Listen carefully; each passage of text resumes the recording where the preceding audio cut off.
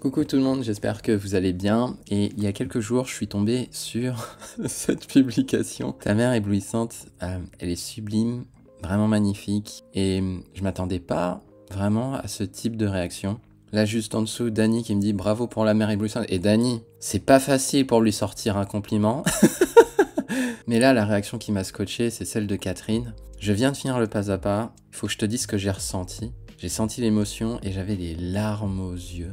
Et tant de beauté m'a fait pleurer. Et en fait, quand j'ai lu ce commentaire, j'ai eu des frissons dans mon corps. Je me suis dit, waouh, mais en fait, cette aquarelle que j'ai réalisée, que je vais vous montrer juste après, elle a, à un moment donné, elle a réussi à toucher le cœur des gens. Elle a réussi à toucher l'âme des gens. Du coup, en faisant la rétrospective de ça, déjà, je me suis rendu compte que c'était pas du tout mon intention à la base. Et j'ai identifié 3 éléments qui, je pense, ont permis à cette aquarelle de toucher le cœur des gens. Et du coup, c'est ce que je vais vous partager dans cette vidéo. Les 3 éléments qui permettent de rendre vos aquarelles absolument magiques. Donc le premier ingrédient se trouve dans la réponse de Catherine, mais plutôt dans la deuxième partie. Comme tu l'as dit, ce sujet était avant tout technique. C'est extrêmement encourageant pour nous tous, et pour moi en particulier, travaillons nos techniques encore et encore. Et pour illustrer mon propos, voici l'aquarelle en question. C'est une aquarelle que j'ai appelée Mère éblouissante. Et si vous regardez de plus près comment cette aquarelle est décomposée, eh bien d'une part, vous avez le ciel ici. Et le ciel, vous pouvez le décomposer également en 2 parties. Il y a la partie lumineuse et il y a la partie beaucoup plus sombre. Ensuite, il y a la mer éblouissante, là, cette partie-là. Et enfin, il y a la partie inférieure, c'est la partie où il y a le sable, ici, sur la plage. Tout ça pour vous dire que chaque aquarelle est ce que j'appelle associée à un degré de complexité. Et là, si on prend juste l'exemple de cette aquarelle, elle s'appelle mer éblouissante, eh bien, elle peut être décomposée avec le ciel, la mer et le sable. Donc là, ce qu'on a fait, c'est qu'on est descendu d'1 degré de complexité. Et si on zoome et qu'on prend juste la partie ciel ici, eh bien, il va vous falloir savoir comment mélanger vos couleurs, comment doser l'eau pour conserver la clarté de la lumière, comment doser les pigments, notamment pour la partie sombre, comment travailler dans l'humide. Et donc là, vous voyez que d'une aquarelle complète, on a pu en réduire sa complexité en la découpant en des parties plus simples. Et si on prend une seule de ces parties-là, on peut encore décomposer ça avec des techniques encore plus simples. Et donc ça veut dire que toute aquarelle possède son propre degré de complexité. Et pour pouvoir réaliser une aquarelle complète, ce que vous devez faire, c'est remplir ce prérequis technique. Donc si vous parvenez à travailler dans l'humide, que vous savez doser votre pigment, mais que vous avez du mal avec l'eau et vous avez du mal à mélanger vos couleurs, vous aurez du mal à réaliser cette aquarelle. Donc le premier élément pour rendre vos aquarelles magiques, c'est de remplir ce prérequis technique. Et pour pouvoir remplir ce prérequis technique, c'est d'identifier le degré de complexité de l'aquarelle et de voir où est-ce que vous vous situez. Est-ce que vous êtes plutôt à ce niveau-là? Est-ce que vous êtes plutôt à ce niveau-là? Ah bah moi un ciel je sais faire, une mer éblouissante je sais faire, le sable je sais faire. Et à ce moment-là, si vous maîtrisez chacun des éléments séparément, vous serez capable de réaliser votre mer éblouissante. Le deuxième élément pour toucher le cœur des gens à l'aquarelle, c'est ce que j'appelle pratiquer votre foi artistique. Et de manière très concrète, si on prend le ciel ici, au niveau de ce passage-là, vous allez voir, je vais commencer à créer le rayon lumineux. J'accélère un petit peu. Et là, vous voyez ce qui se passe là? Vous avez vu la coulure ici? Ça, c'est ce que j'appelle un acte de foi à l'aquarelle. En gros, ça consiste au fait que même si vous avez une technique qui est absolument parfaite, donc ça c'est le premier élément, au bout d'un moment, vous allez vous retrouver confronté à des situations où vous n'êtes pas sûr à 100% que votre prochain coup de pinceau, que ce que vous allez faire va fonctionner. Et il est là l'acte de foi, c'est que vous prenez une décision, vous faites un saut dans le vide, même si vous n'êtes pas sûr à 100%. Et le lâcher prise, alors moi je parle beaucoup de lâcher prise, mais en fait le lâcher prise de manière très concrète, c'est dans une aquarelle, il y a certaines situations où les pigments ne sont pas complètement figés, où ça bouge un petit peu de partout, et où vous avez besoin pour la rendre magique de faire suffisamment confiance à l'aquarelle et suffisamment confiance à vous-même pour faire ce saut de l'ange. Et là notamment j'ai mis un petit peu d'eau ici pour laisser couler les pigments, pour éclaircir mon ciel. Et à ce moment-là, moi j'ai qu'une seule envie, c'est de me dire « Ah non, mais en fait ça va pas là, c'est trop blanc, j'ai envie de reprendre, j'ai envie de repasser ». Il est là l'acte de foi, c'est de se dire « Ok, non, contrôle-toi, réfrène tes ardeurs et laisse la magie de l'aquarelle opérer. Et là, vous voyez le résultat, en laissant faire, on arrive à avoir un super rayon lumineux. Mais si j'étais revenu dessus, que je l'avais resurtravaillé, et encore, et encore, et encore, bah là, ça aurait plus été un acte de foi envers l'aquarelle. Ça aurait été, bah, vous êtes le copilote dans l'avion, le pilote, c'est l'aquarelle, et vous vous dites, non, non, mais pousse-toi, pousse-toi, pousse-toi, je vais reprendre les commandes.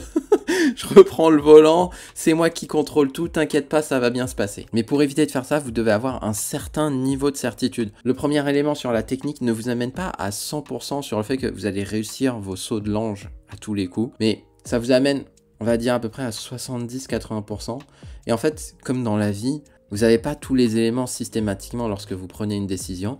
Bah là, c'est un acte de foi, c'est un saut de l'ange, et vous vous faites suffisamment confiance pour laisser les pigments migrer sur le papier. Parce qu'en plus, cette percée lumineuse dans le ciel, c'est ce qui a le plus attiré l'attention des élèves ici, la percée du ciel. Là, on parle du rayon de clarté. Donc paradoxalement, ce sont ces actes de foi où vous perdez un peu la maîtrise, vous n'êtes pas sûr que ça va fonctionner, qui vous offrent les plus beaux trésors de l'aquarelle. Et ça, pour y parvenir, c'est un travail qu'on doit faire sur nous-mêmes, sur le fait que, quelque part, on doit accepter de rater, on doit accepter d'échouer, on doit accepter de ne pas être sûr de ce qu'on fait. Et le dernier élément pour toucher l'âme et le cœur des gens à l'aquarelle, c'est de partager votre art, mais pas de n'importe quelle manière.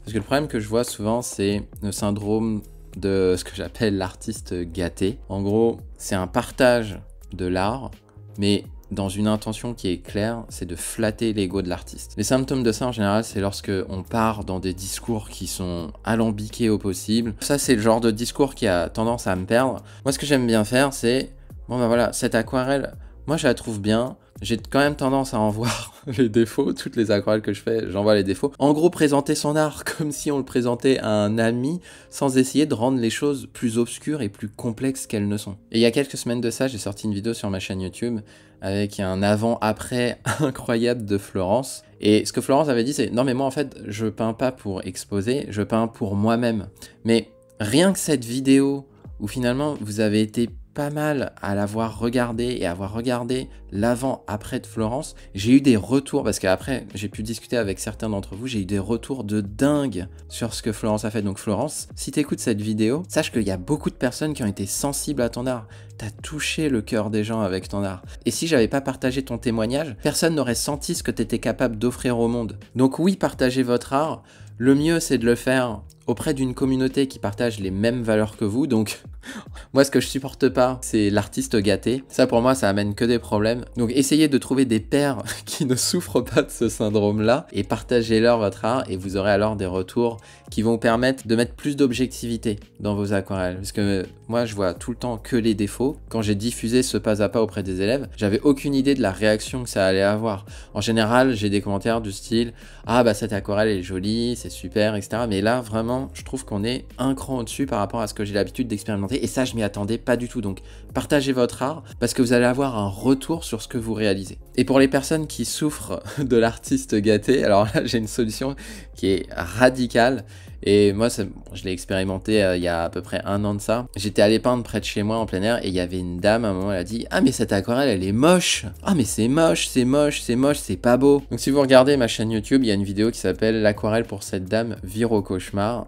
Bah, c'est exactement ça qui permet de guérir du syndrome de l'artiste gâté. C'est le fait de partager votre art, effectivement, mais à des personnes qui ne l'apprécient pas forcément ou qui sont très neutres par rapport à ce que vous faites. Parce que ce genre de retour où les gens ignorent votre art, voire le critiquent, c'est excellent en fait. Ça permet de rééquilibrer les retours positifs qu'on peut avoir et surtout, ça nous donne une leçon d'humilité. Parce que le but du jeu lorsqu'on pratique l'aquarelle, c'est de nous apprécier dans notre entièreté, dans les bons jours et dans les mauvais jours. Et ces leçons d'humilité, elles sont d'une importance capitale parce que ce qui touche le cœur des gens, oui, il y a une partie de votre art qui touche le cœur des gens, mais ce qui touche vraiment le cœur des gens, c'est vous-même.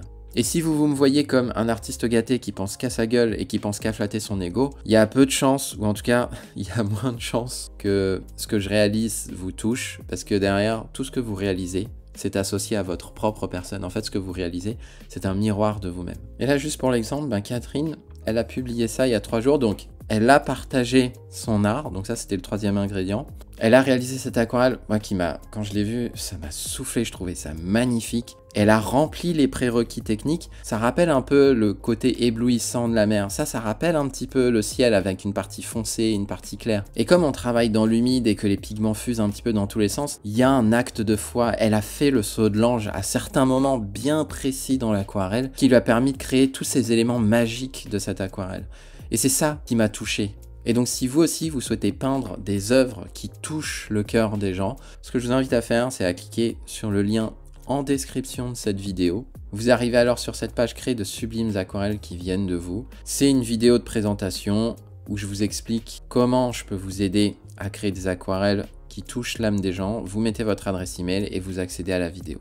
Merci et à très vite.